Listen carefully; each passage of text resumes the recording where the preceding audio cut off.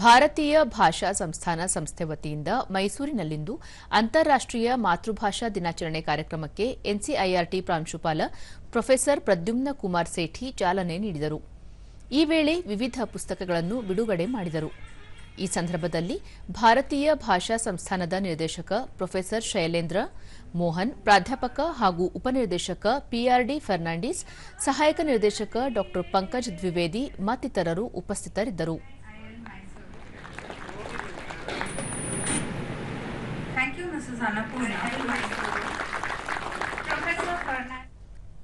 ಬಳಿಕ ಪ್ರದ್ಯುಮ್ನ ಕುಮಾರ್ ಸೇಠಿ, ದೇಶದಲ್ಲಿ ಮಾತೃಭಾಷೆ ಮಹತ್ವದ ಸ್ಥಾನ ಪಡೆದಿದೆ, ಜೊತೆಗೆ ವೈವಿಧ್ಯತೆಯಿಂದ ಕೂಡಿದ ಸಾಂಸ್ಕೃತಿಕ ನೆಲೆಯಾಗಿದೆ.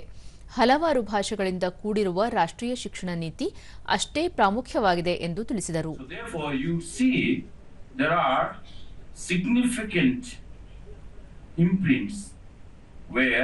The education policy caters to the needs of the globalization as well as privatization as well as liberalization. PRD Fernandes, ಮಾತೃಭಾಷೆ ಯಾವಾಗಲೂ ಆತ್ಮಸ್ಥೈರ್ಯ ತುಂಬಲಿದೆ, ಜೊತೆಗೆ ಭಾವನಾತ್ಮಕ ಸಂಬಂಧ ಹೊಂದಿದೆ ಎಂದು ಹೇಳಿದರು. Under Article 343, they made it English will also continue as the official language indefinitely.